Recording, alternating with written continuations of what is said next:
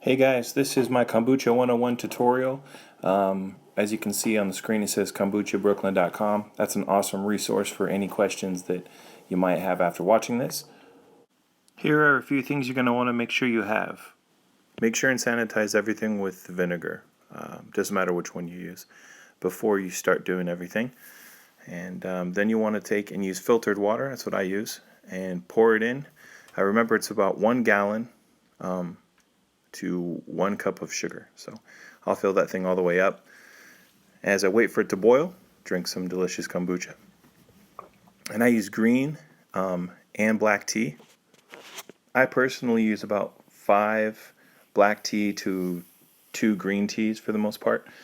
Pull them all out, get them all set and prepped, let them hang there and before they go in. Once it boils, I drop them in, make sure they dunk really well. And then I'll put a lid back on it, pull it off from boiling and let it steep. So after it's done boiling and it's done steeping and I pull the tea bags out, I'm going to put a cup, I use about 1.5 cups of sugar with how much water I have. So it's white cane sugar, and once again sanitize even the cup that I used to put it in. Then I pour it in and stir it around until it dissolves into it. Pretty much after that it's done. What I'll do is I'll take and push it to the back and wait an hour or two so it can totally cool down. So now that that tea is going to cool down, this is where I'm going to pour it when it's done. And I have quite a bit of fluid left in there still. So I'm going to finish pouring some into a bottle so I can drink it later. And I want to leave about 2 cups left in that with the SCOBY, or mother as it's called. If I didn't already have this going, I'd have something in a mason jar, which would have a very small SCOBY or mother with about 2 cups of starter fluid. But since I've been already brewing this, I'm just kind of like just redoing batches. I drain it, fill it, drain it, fill it, and that's pretty much how kombucha works. So it's cooling off, getting close to being done. And I thought I'd show you the mother, or the SCOBY.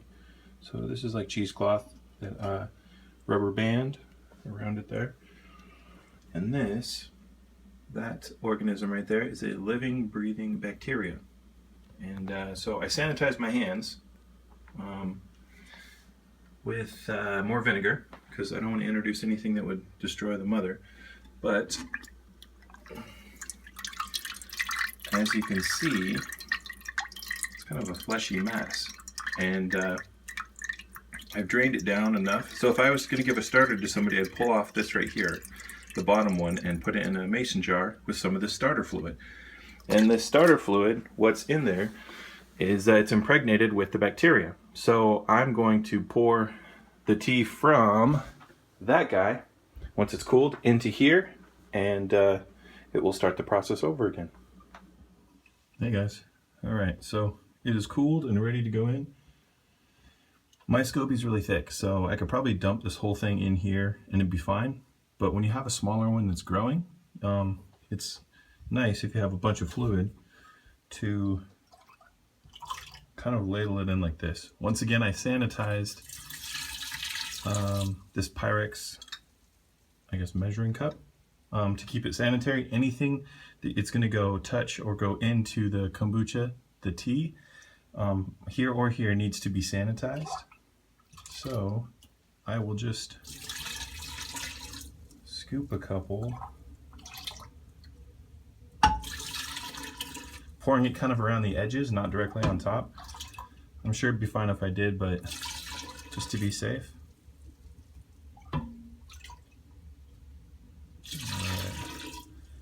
And since my mother, or SCOBY as it's called, is thick, I'm going to get away with pouring it, but I'm going to pour towards the edge so it'll go underneath it.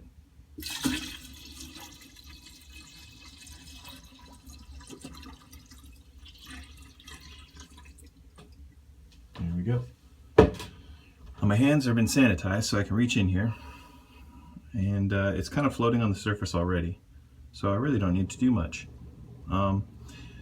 That's about it.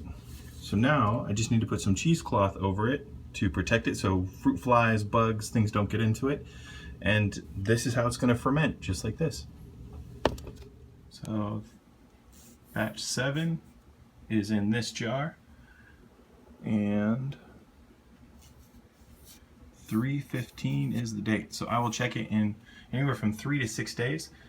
Number 2 here is actually that guy. So that's the second one that's been done in there. So I wanted to show you the life cycle of this guy. I started this with that guy, which was about, the circle's as big as a mason jar, because that's what it grew in as my starter. And I dumped that in, and then that was the first batch. As you can see, it's it's pretty big. It's kind of thin, and it'll continue to kind of grow while it's in there. And then the third batch now has that. You can see it's starting another one right on top. So once you decide that you like the flavor of wherever it's at, could be day 3, day 6, if it's too sweet, not sweet enough, but whenever you end up pulling it out, put it into bottles, and you can flavor it with fruit if you soak fruit in it. However you want to drink it, go for it. So I hope this was helpful, and good luck.